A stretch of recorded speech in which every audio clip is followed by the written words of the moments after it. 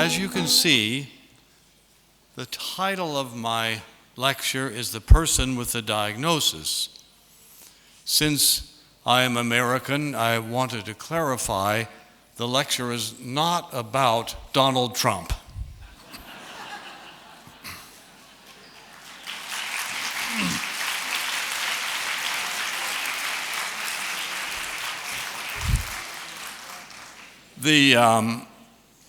This topic of the person goes way back. William Osler, the esteemed physician, once said it is more important to know the person with the illness than the illness the person has. But apparently, Osler had even more ancient references to this quotation.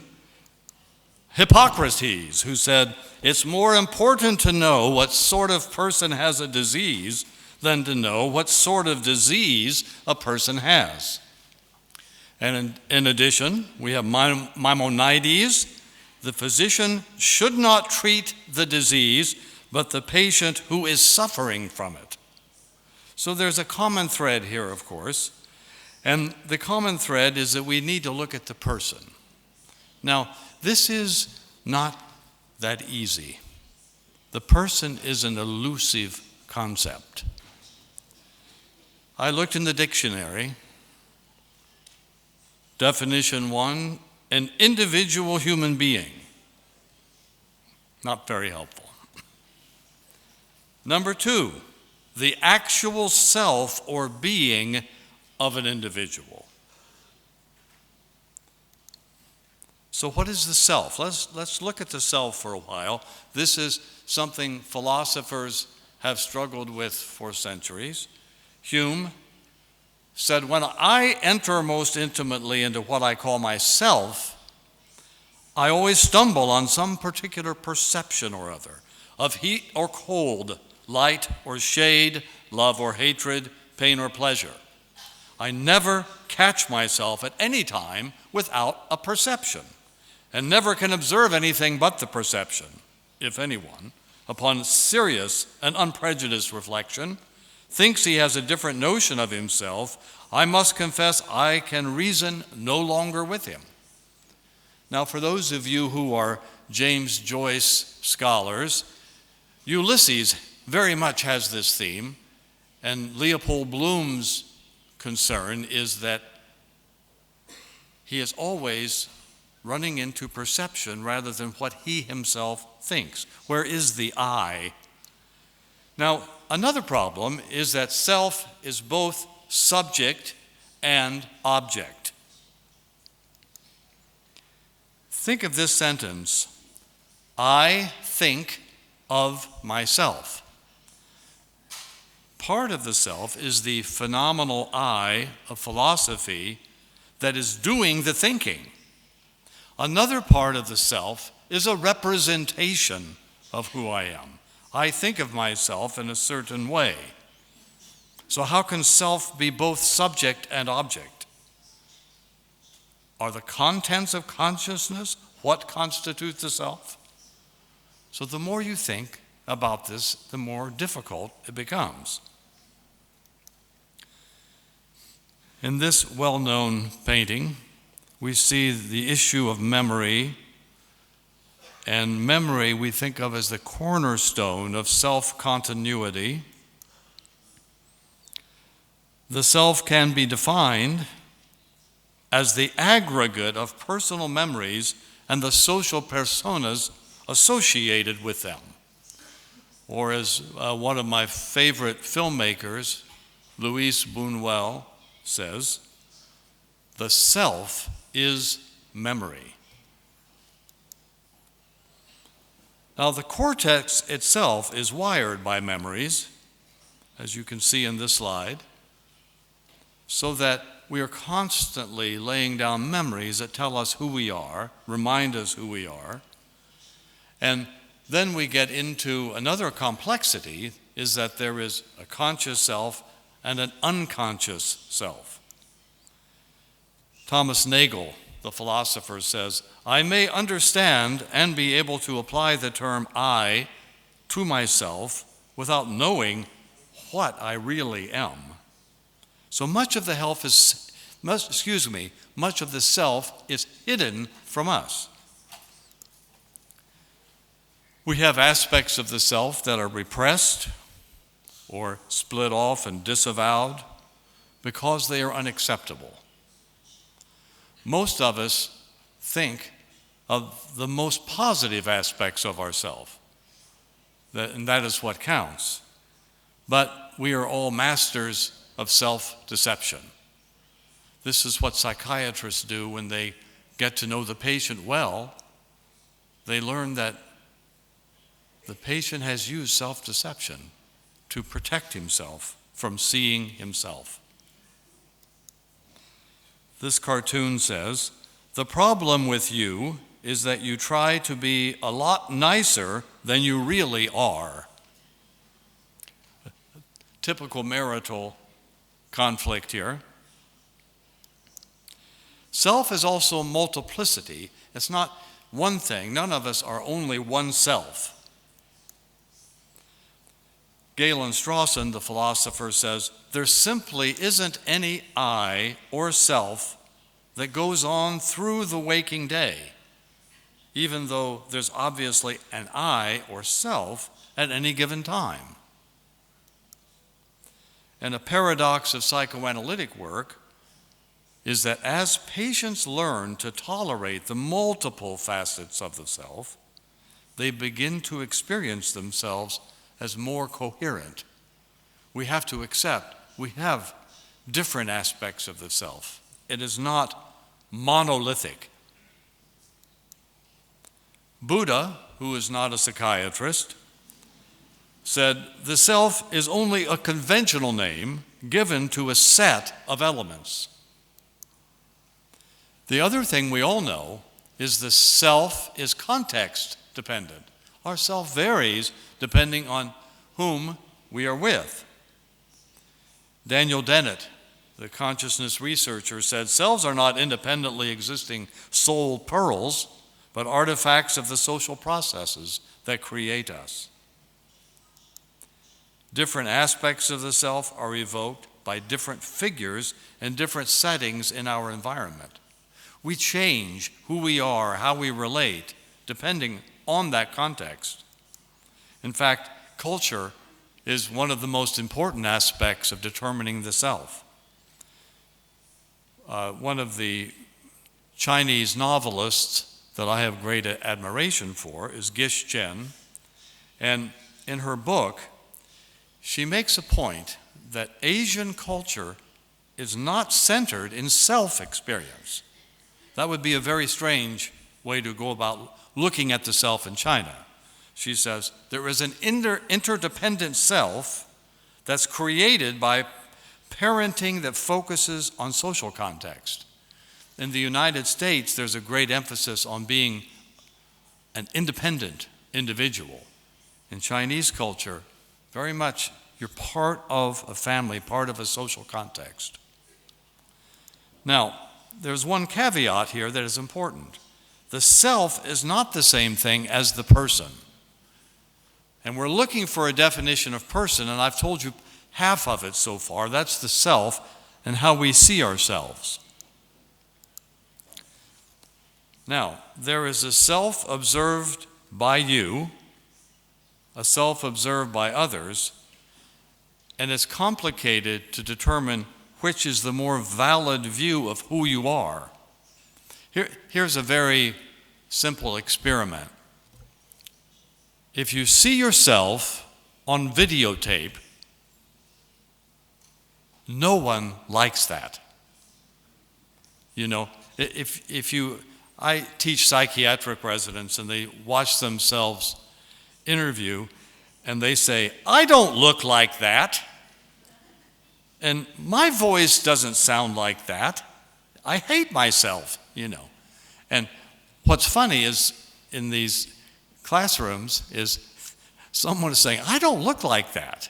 But the person sitting next to them says, "Oh yes, you look exactly like that. That's how you look." They say, "No." And they say, "My voice doesn't sound like that." And the person sitting next to them says, "Yes, your voice sounds exactly like that." And there's an argument. No, I hear my voice all the time. I don't sound like that. Oh, yes, you do, the other person says. So there's a striking contrast when you look at videotapes as to how others actually see you versus how you think you look. And often it leads to this self-hatred I described. Most people don't like to watch themselves on video.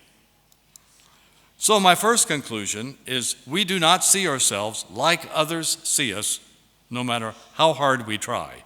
That's why we need a psychiatrist to look at us in a way that we don't see and tell the person what they look like, how they appear. Now, this is my dog. His name is Ralphie. Now, he looks very sad. We agree? Everyone would say he looks sad? Okay. What you can't see is that his tail is wagging and he's happy. It doesn't show in the picture because the picture is cut off. But this is the way Ralphie looks when he's happy. Okay? Now, from the outside, others cannot always see how we feel inside. This happens with patients all the time. I say to a patient, "You look like you're feeling better today." The patient says, "No. Why did you think that?" I say, "You look happy." "No, I don't feel happy," the patient says. So we are deceived often as well.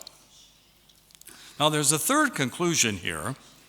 Knowing who the person is requires two perspectives integrated together, an inside perspective and an outside perspective.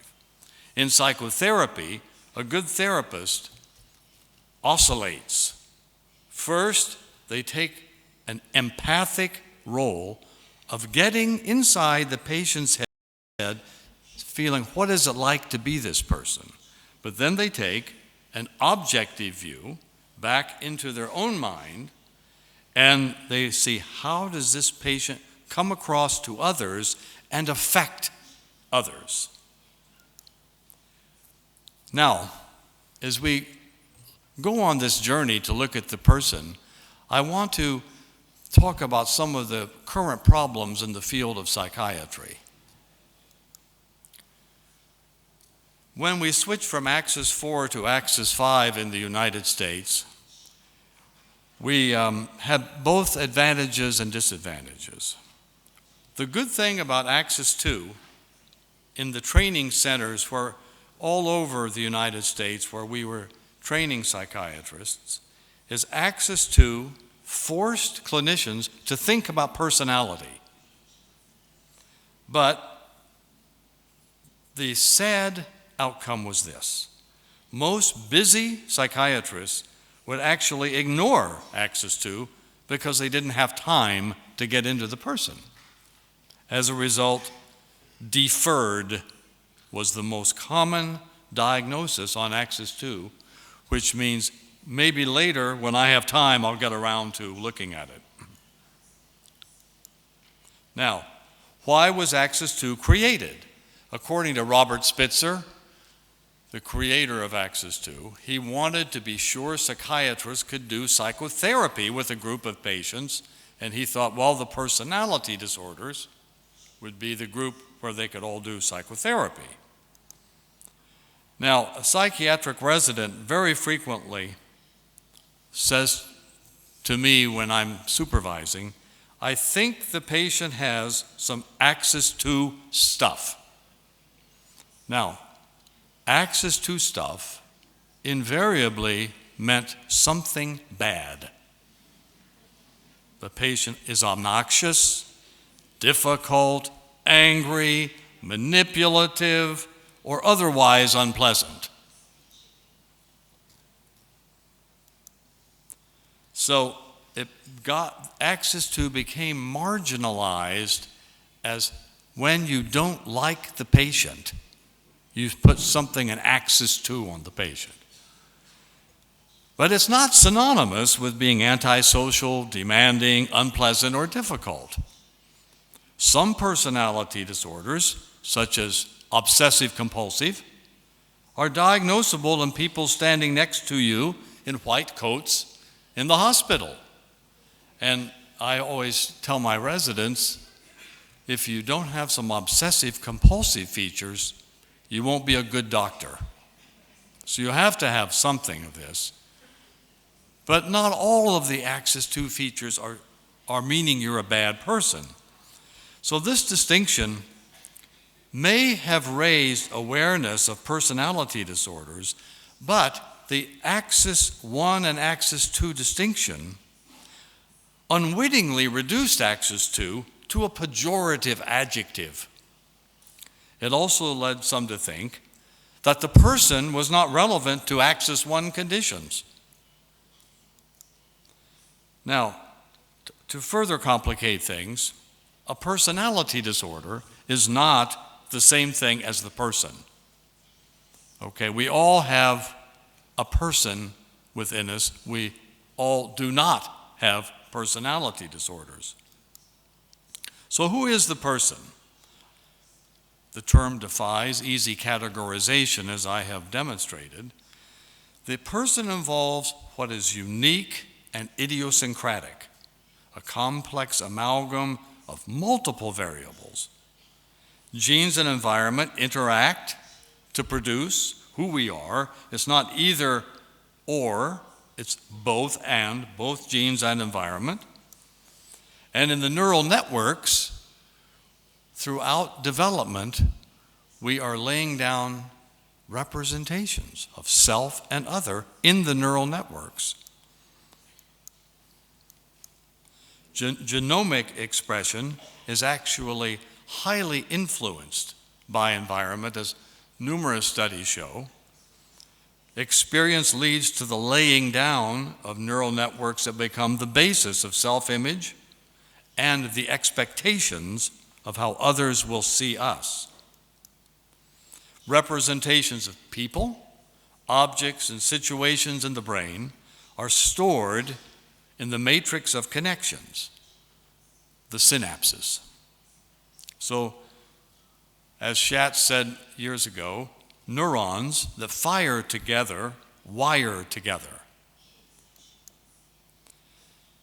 Now, what about personal identity? This does not necessarily overlap with genomic identity.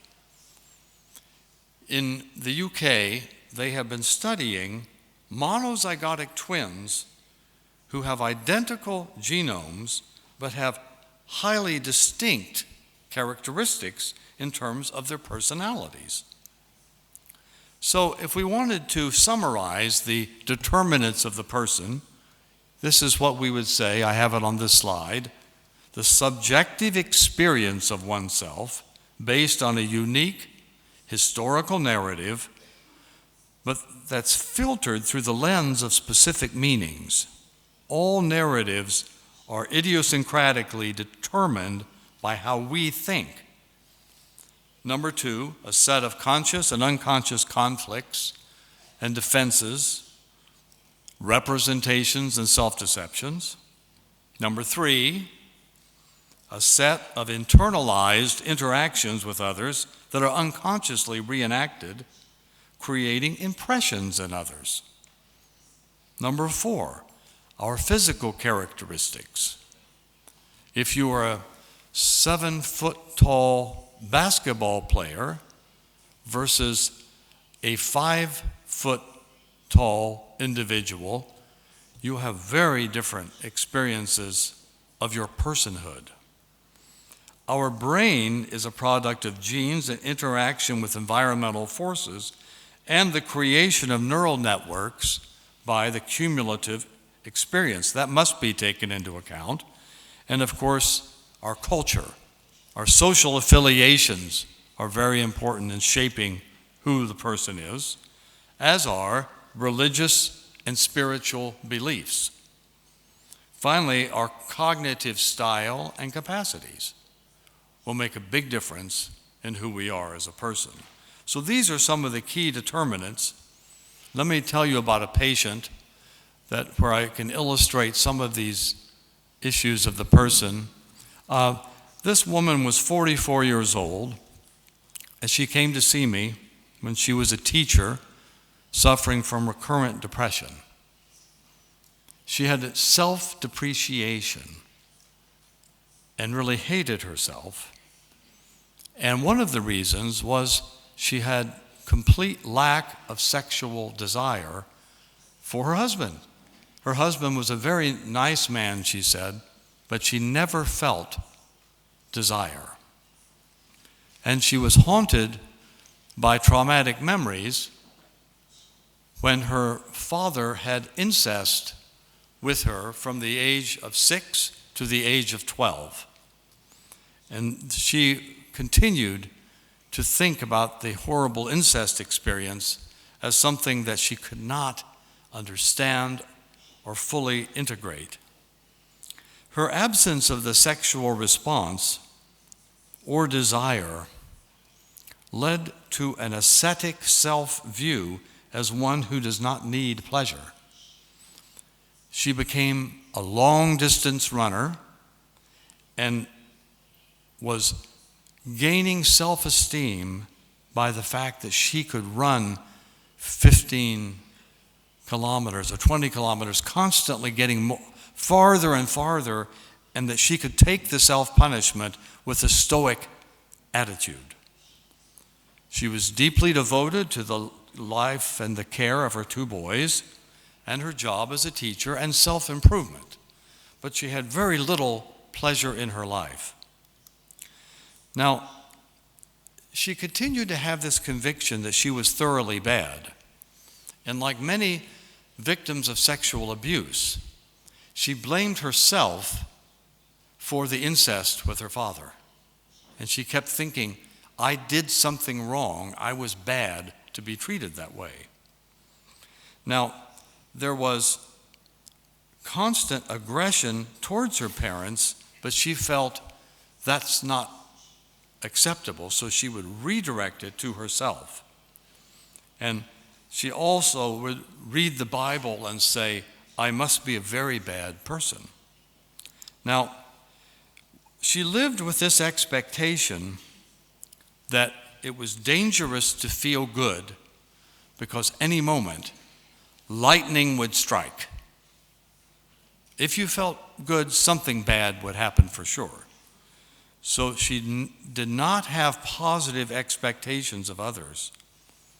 When she came into my office for the first time, she chose the seat, the chair, farthest from me. Most people would sit in the chair across from me. She went to the other side of the room. I said, why are you sitting way over there? And she said, the Hopi Indians have a saying. Each person finds the seat that is best for her in every room. And this is the seat that's best for me. Later, I could understand why she needed the distance. Her interpersonal distance grew out of severe trauma from an older man, her father. She clung to suicidality as an escape hatch from intolerable situations. She always thought about suicide, but never acted on it. I was reminded of the famous Nietzsche quote, "The thought of suicide has helped me through many a difficult night."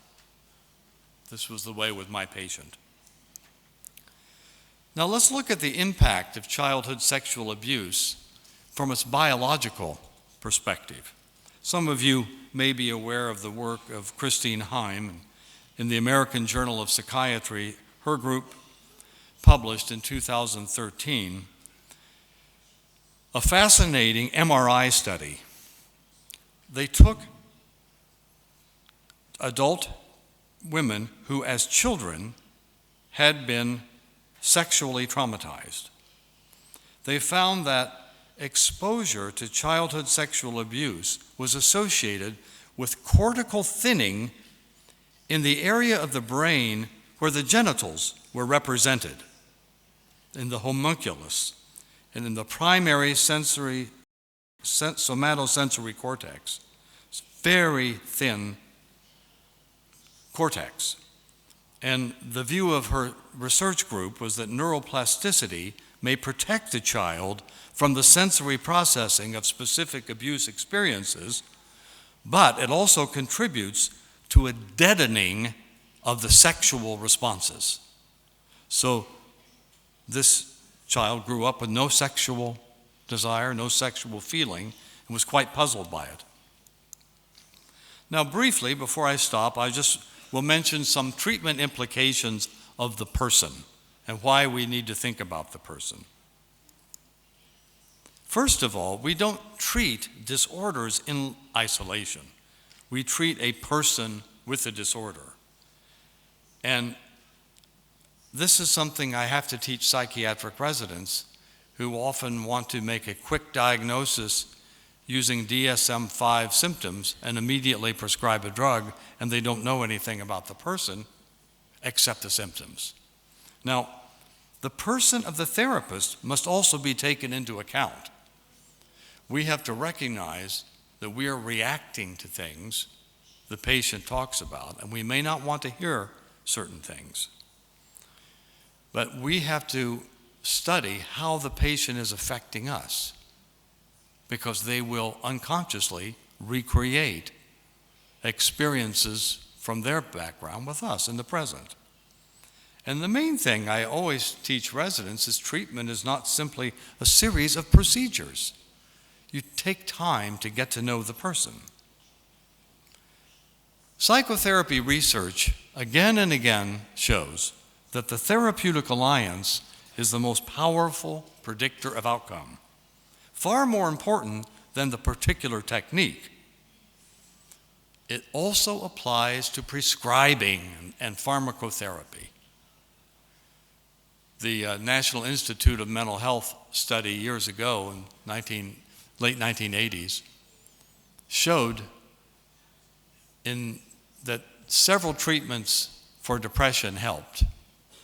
There were 4 cells of the study: interpersonal therapy, cognitive therapy, imipramine, and placebo. Here's what they found. The medication worked better if there was a good therapeutic alliance with the doctor, just like the therapies did. Placebo worked better if there was a good therapeutic alliance. In our hurry to do things quickly, we may forget the therapeutic alliance, and we're probably not doing the patient any favors by forgetting about the alliance. But we all hate complexity. This is a big problem with we doctors. We don't have enough time to see the patient. We don't want to get complex. We don't want to see the multiple layers of the person. We want to rush on to the next patient and get through. We prefer simple, reductive thinking. Almost all of us are like that. We have to push ourselves to think in terms of the whole person. Getting to know the person takes time, and time is money. So this is a study that I thought was fascinating. This was in the Journal of Internal Medicine in the United States. They had primary care doctors with a tape recorder in their office, okay? A patient would come into the primary care doctor and start to tell his story. The average doctor interrupted the patient in 18 seconds to start asking specific questions. Yeah, don't bother me with your story. I want to ask you about specific symptoms. Now, this is a huge problem, because if you want to know the person, you listen to his story. Everyone will tell you a narrative that says a lot about them, their illness, their symptoms, and it's worth taking time to let the patient expand on what that narrative is, because they'll get better care. You'll probably enjoy your work more. But getting to know the person can be unsettling to the clinician. That's another thing we need to recognize. Listening to my patient that I told you about with the incestuous relationship with the father was deeply disturbing to me. but she needed someone to listen to that, and I wanted to hear her story. And so I felt I had to take the time to hear the details of the incest. Technology is another problem that we're facing right now. I cannot speak authoritatively about Italy, but in the United States, there is tremendous pressure to do electronic medical records while you're seeing the patient. So this is what often happens in an office in the United States. The patient is over there talking. The doctor is facing away from the patient typing because they have only 15 minutes and they're trying to get all the information in, and there's literally no eye contact going on.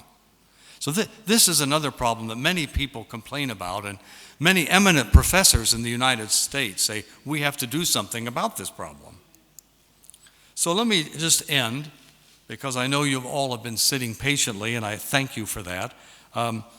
Several points about bringing back the person.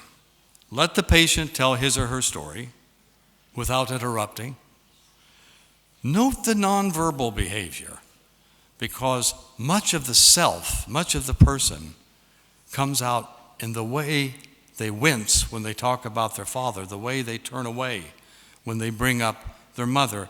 Whatever it may be, things are going to come out non-verbally. And then let the patient supervise you. This is great wisdom for anyone who does therapy. We often are going on the wrong track, but the patient will try to help bring us back by telling us what's important. And finally, keep in mind, a patient wants a doctor who knows them. They're not as interested if the doctor has all kinds of awards on his wall, but they want to feel like this doctor knows who I am. And this is how you keep patients coming back, by knowing them. So finally, my last slide is a quote from Emil Kraepelin, of all people, from 1920. The affective and schizophrenic forms of mental illness do not represent the expression of particular pathological processes, but rather indicate the areas of our personality in which these processes unfold. Thank you very much.